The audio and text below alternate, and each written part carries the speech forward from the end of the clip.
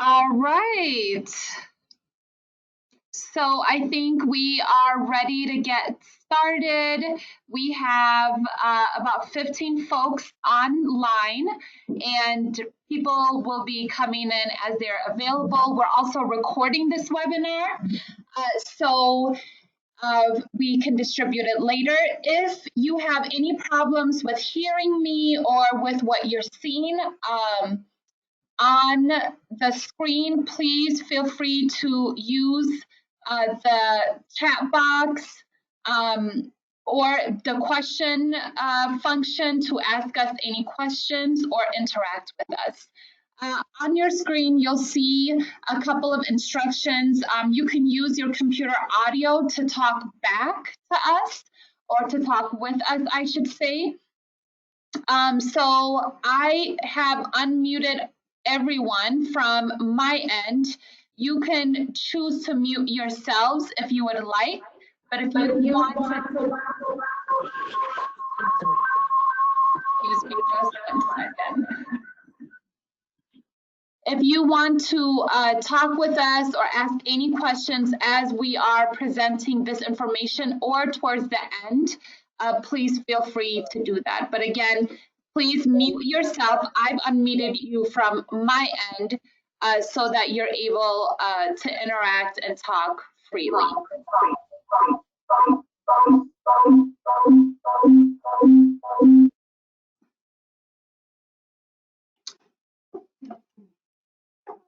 All right, so let's start.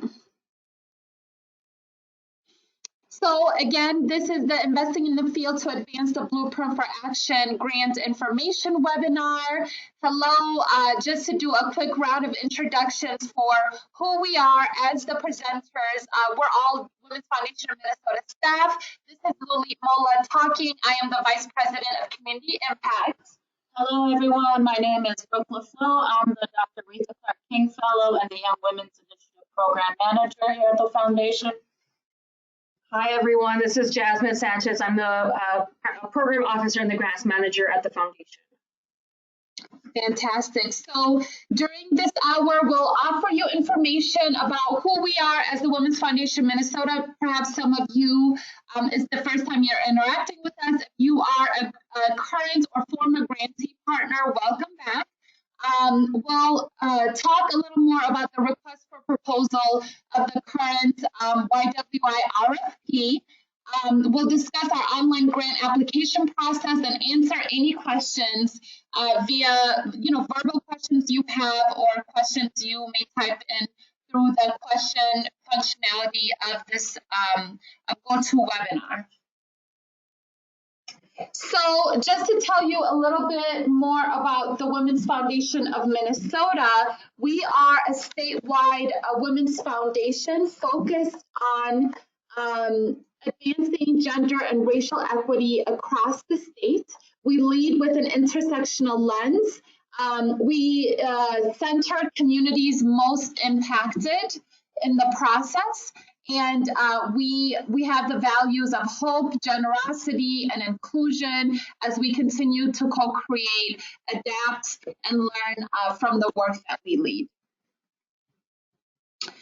So the Young Women's Initiative is one program of the Women's Foundation of Minnesota. So it launched in 2016 through a series of listening sessions that was really in response to Obama's My Brother Keeper, when there were so many resources, or I should say communication about the lives of men and boys of color. A lot of people in the community across the United States said, that's fantastic, and what about the girls?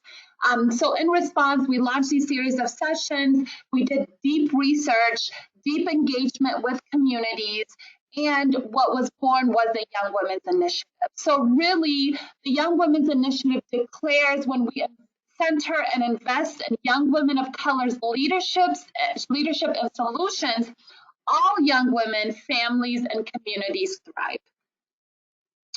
And this is a video that we have that talks about what the Young Women's Initiative is. I will play it, and we will resume afterwards.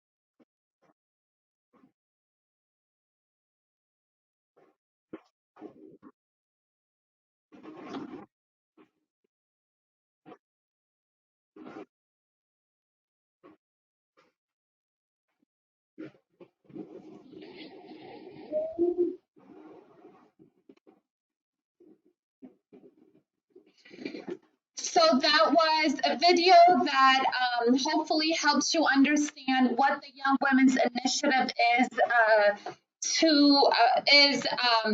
in connection to this RFP. And really, we're saying there's more to Minnesota when young women of color thrive. That's the essence of the Young Women's Initiative.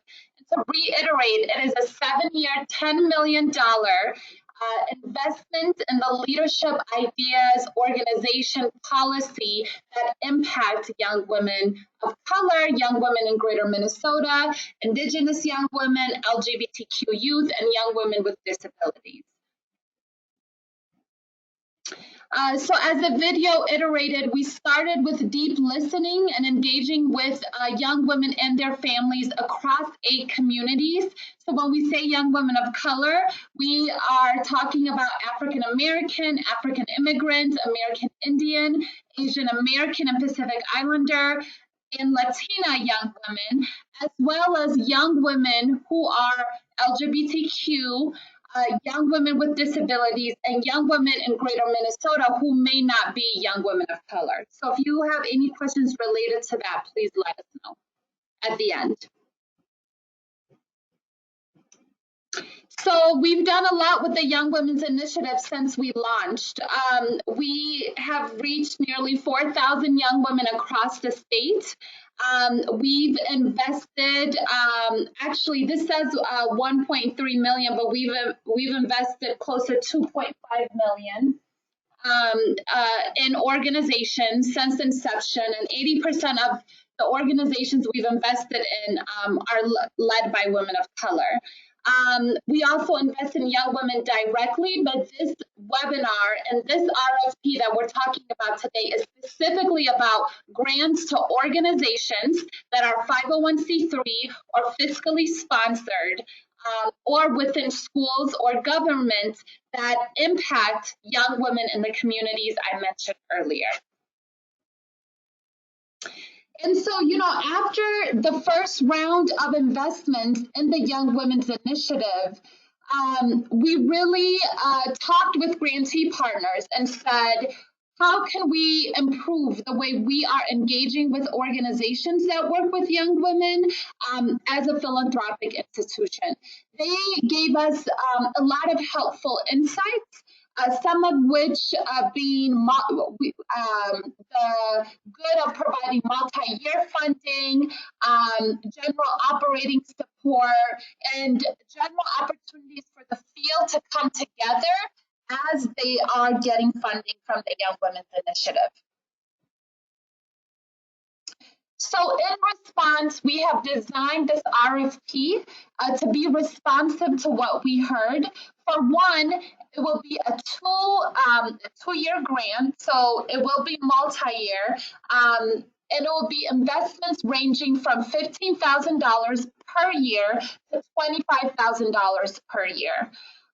We are investing in organizations that work directly with young women from the 8 communities I mentioned, who are either working on economic opportunity, safety, and leadership.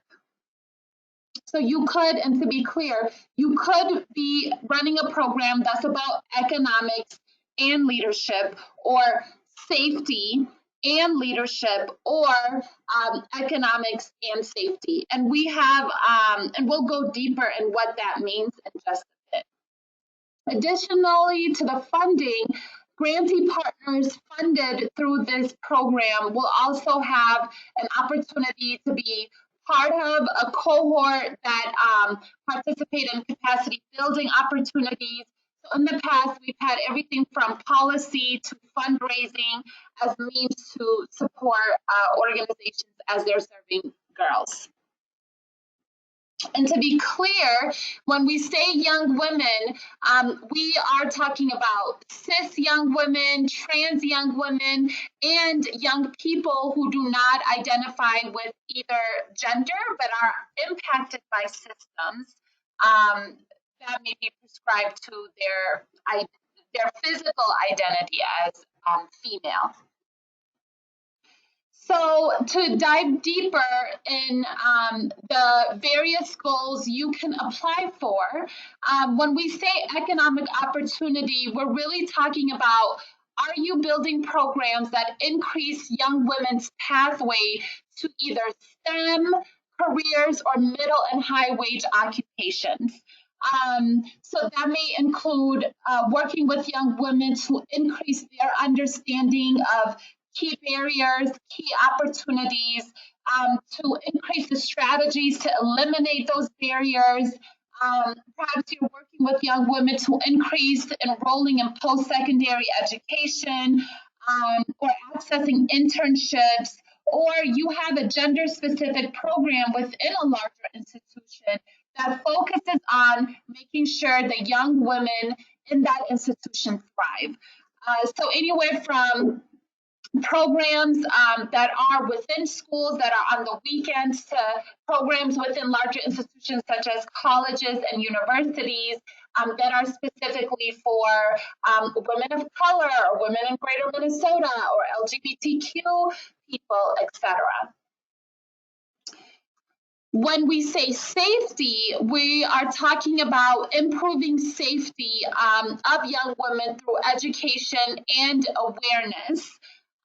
So it may mean you are working with a group of young people that may also be boys to increase their understanding of what it means to be in healthy relationships. What is consent? How are young women thriving by setting healthy boundaries? Or perhaps you have a campaign to raise the awareness of violence against women, or perhaps you're working on a policy strategy to really address gender-based violence of young women, or increasing the number of supportive services for young women experiencing violence. And remember, you have to apply to either economics or safety. And what we are assuming is if you're doing effective programming about young women in each of these areas, you're simultaneously building leadership. Okay, so whatever you're applying for, you have to talk about how you are engaging young women from the beginning of your program, throughout the program, to evaluating the program. So the last goal is to promote the leadership of young women, and that may include increasing young women's understanding of leadership, their social capital, civic engagement, voice, and sense of agency and power. So programs must operate in Minnesota. You must be serving young women from the following communities, and it could be one of the communities. Or it could be multiple communities. So African American, African immigrant, American Indian, Asian American Pacific Islander, Latina, LGBTQ youth, young women with disabilities, and young women in greater Minnesota. And because we know people and young women live at the intersections of identities, you could be serving Native young women in greater Minnesota, for example, or Latina young women in greater Minnesota, or perhaps you have a program for LGBTQ youth of color. So again, you could be serving people at the intersections of these identities, but it must fall within this frame. You must be working in at least two of the three: economics, safety, and leadership. So you could be doing economics and leadership, you could be doing safety and leadership, or safety and economics. And lastly, like I mentioned, you must demonstrate that you are engaging with young women in all parts of the program, including programming, planning, implementation, evaluation. And when we say young women, I mentioned that we are inclusive of young people who do not identify as women but are still impacted by systems. And between the ages of 12 to 24. So to be clear, perhaps your programming serves people 16 to 24, you are still eligible, or 10 to 18, you are still eligible, as long as the majority of the people impacted by your program is between the ages of 12 to 24.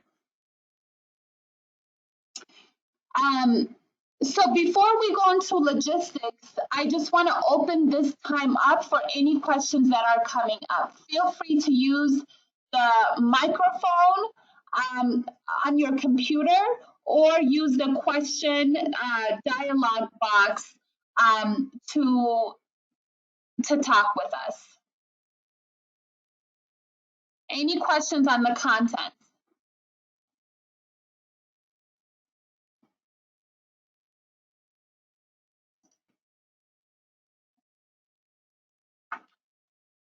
And feel free to use the question box as well.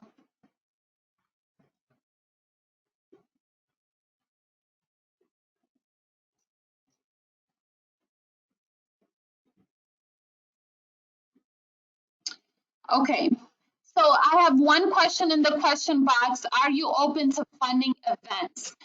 We are not going to do a sponsorship, if that's what you're asking. However, if you are doing an event tied to a larger programming that is ongoing, then yes, we would be open to considering that. So it can be a one-day thing that has no ties to a larger framework, a long-term plan, a long-term connection. But part of the funding could go to an event that promotes a program that happens over a longer period of time.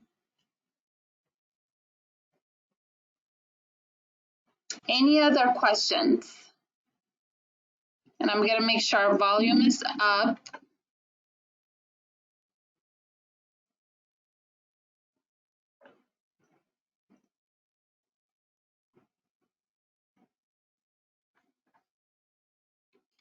So it looks like there aren't any questions at the moment. Okay, if more questions come up, please feel free to use either the question box or your microphone to ask us a question.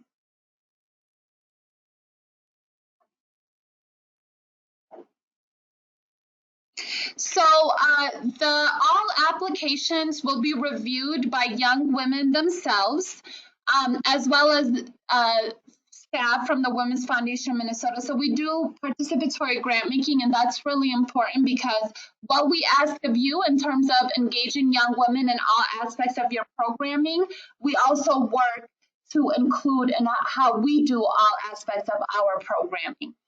And we will conduct site visits to select organizations on Friday, March 20th, 2020. So if you are applying, please make sure you are you hold this date so that you would be available at that time. Oh, it looks like there are a lot more questions. So I'm just going to go through and answer them real quick before we go to the next phase.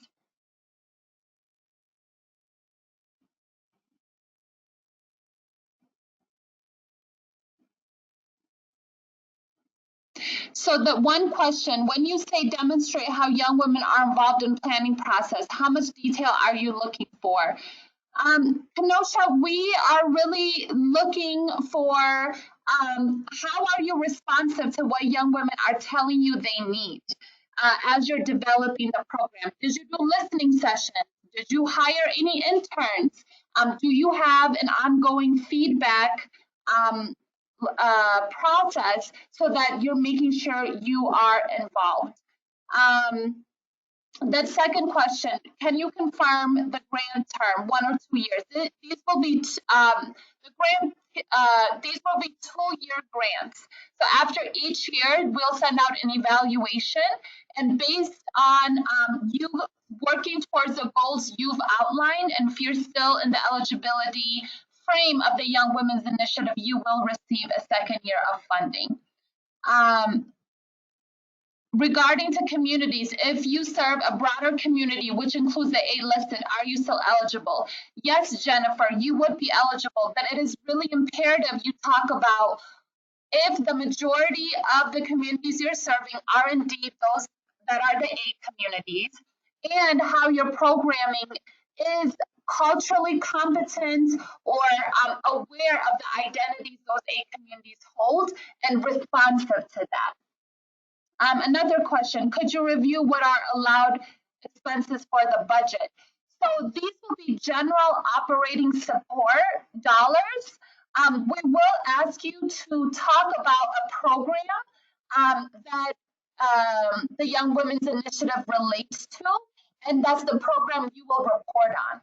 So for example, if I had a program, let's say training girls of color in STEM, I would make sure I am applying with that program as the leading program to the Women's Foundation Minnesota. When it comes to evaluation, I will make sure I talk about the progress of that program.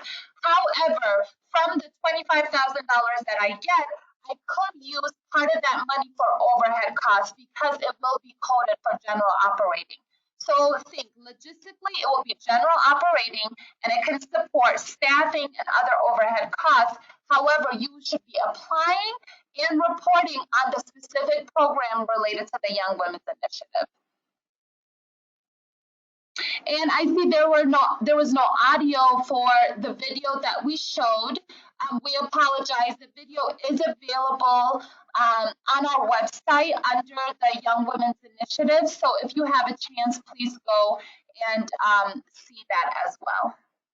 If you have any more questions, please continue to ask. All right.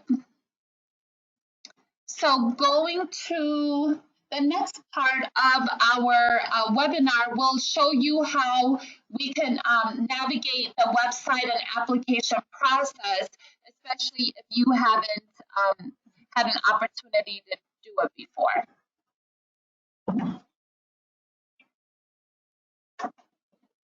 So hello, everyone. Good afternoon. This is Jasmine again, Program Officer, Grants Manager at the Foundation. So I'm going to just quickly launch our application portal. It's called Spectrum. And so it is linked to the RFP. For those of you who are new, we're going to walk through how to register and how to make sure you get approval in time before you start your application.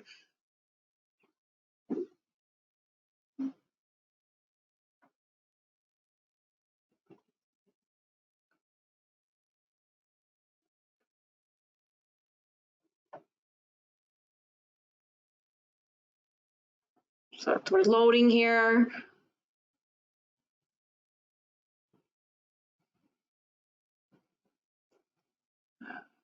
Hold on. There we go. There you go.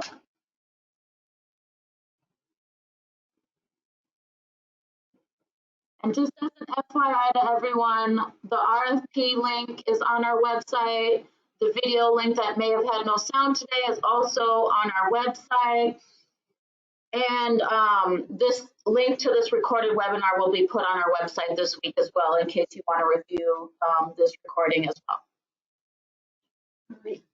Thank you, Brooke. So let's do, so if you're new to our platform, you're going to click register.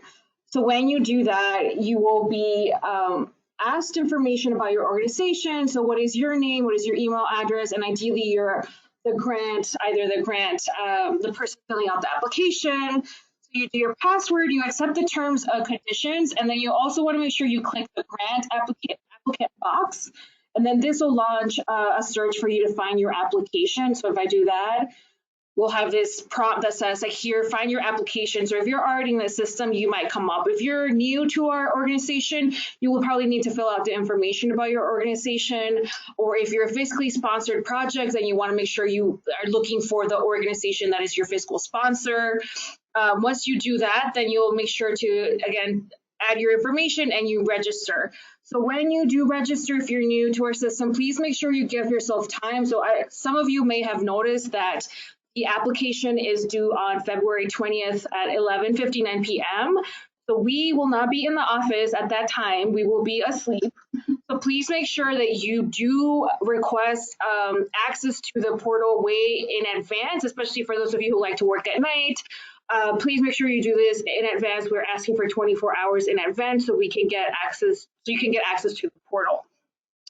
And once you do that, so let me walk you through what the actual application looks like. I'm going to just register, log in here.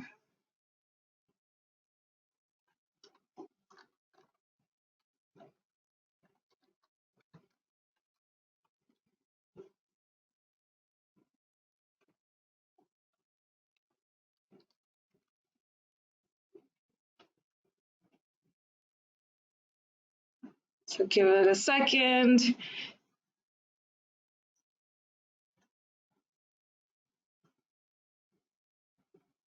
So when you, if you're new or you're a returning applicant, you'll see available applications. So when you first log on, you want to click on that first application that says 2020 YWI Investing in the Field application.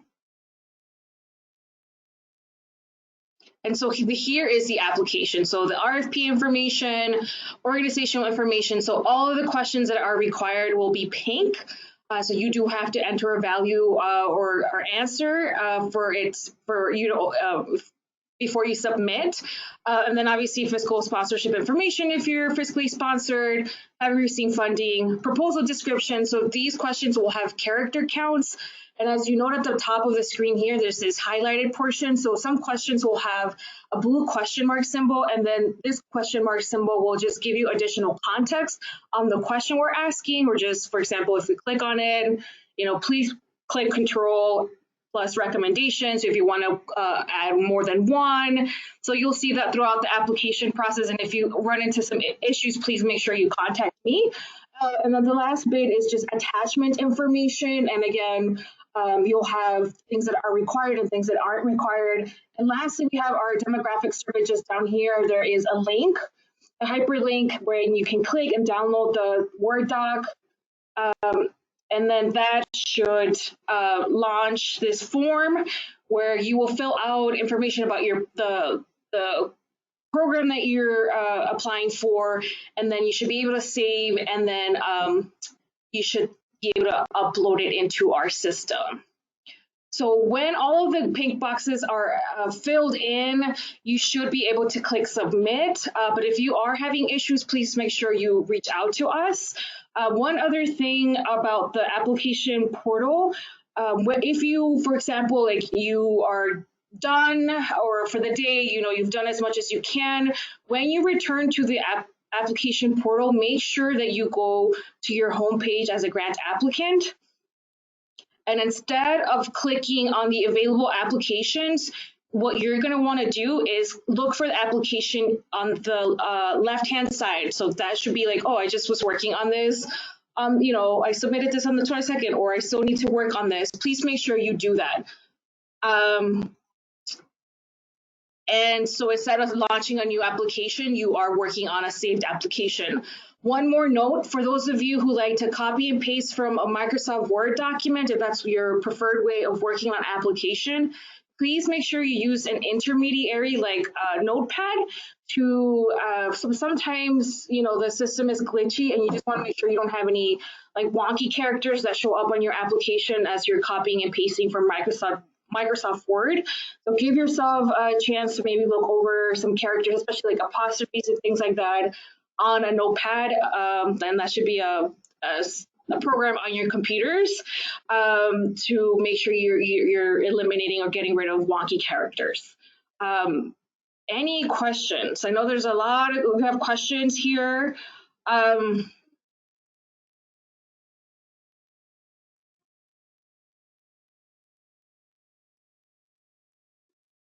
So any questions about how to use our application portal?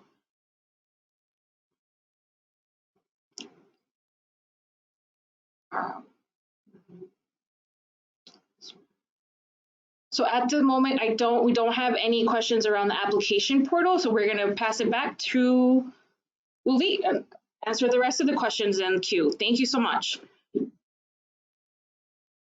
Perfect. Thank you so much, Jasmine. So to continue with some logistics, all proposals must be submitted through this portal, and the deadline is February 20th, 2020. And again, as Jasmine mentioned, that's 11:59 p.m. And you must submit, if you're a new user, access to the portal at least 24 hours in advance. So please make a note of that in your planning. And we're here to help you. So if you have any questions about the content, you want to talk deeper about whether your program qualifies or how to frame a question, please contact our wonderful Young Women's Initiative Program Manager, Brooke LaFleur. Her information is both in the RFP and on your screen here. Or if you have technical questions such as the grant portal's not working for me, how do I save this document, tell me more about what I need to upload, etc., please contact our wonderful program officer and grants manager, that's Jasmine, and her information is also in the RFP and on your screen here. And we'll answer some of the questions you're all submitting shortly, but I do want to give you this grant timeline that's also in your RFP. So big dates to watch out for. The grant application closes on February 20th. That is when this application is due. You will be notified whether you've advanced to the site visit portion on March 3rd. And all applicants, please hold it. If you're applying, hold this date, March 20th, 2020. You will have an opportunity to talk with the Women's Foundation Minnesota grant making staff and the community young women who will be part of the selection process at the Women's Foundation Minnesota office, okay, March 20th, 2020. And you'll be notified about the status of your grant application. Final status, March 25th. So now let's go over some of the questions you're submitting. Could you talk about the cohort, Will?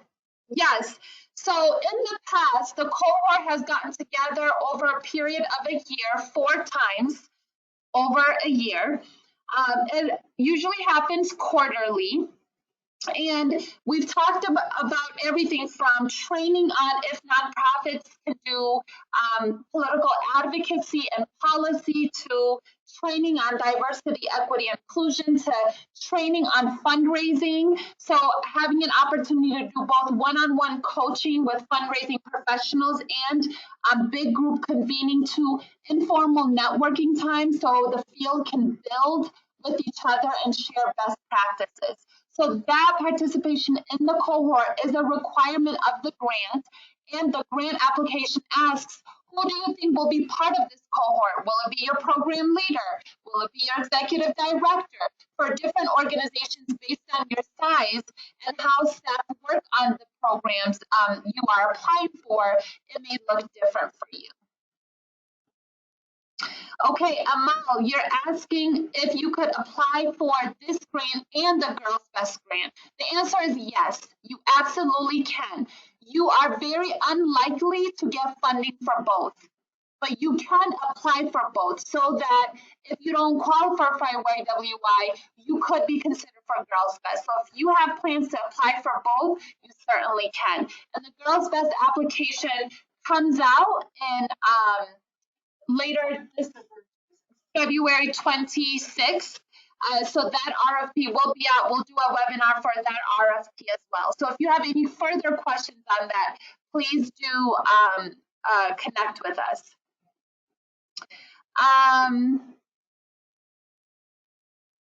I feel like, Erica, we talked about what are allowable expenses for the budget. Again, this is general operating funds, but you do have to talk about a specific program that will be impacted by these funds in order to move the needle for helping young women in these communities thrive.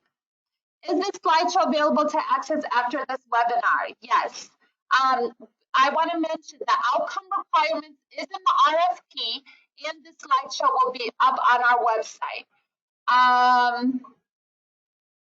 I believe those are all of the questions that are being asked. If you have any more questions, this is the time. I'll leave a little bit of time. You could use the question function, or you can speak into your computer audio after you unmute yourself. So please feel free to use this time to ask questions.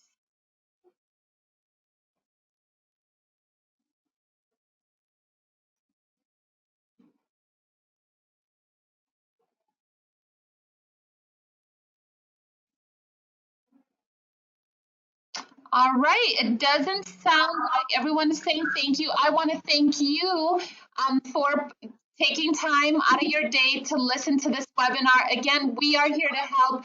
I know that it can be a mouthful,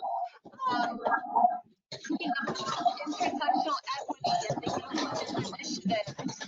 But we are here to talk with you, to break things down, to answer any questions. So please, please, please keep in touch with us. Oh, there's one more question that's coming through. For the demographic survey, should we include our whole organization or just our department that is applying for the grant? I think it asks a question about your whole organization, and then it asks you for the program. So I would say the department that's applying for the grant that impacts the program is appropriate. So Lise, we found our key.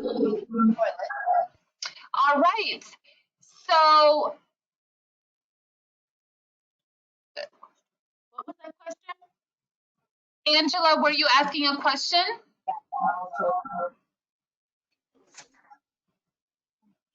Yeah. What was the question?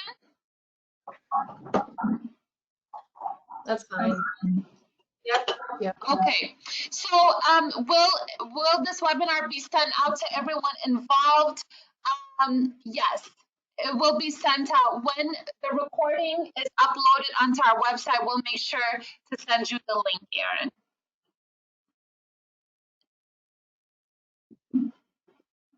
All right, and this Dana, and for the list of staff.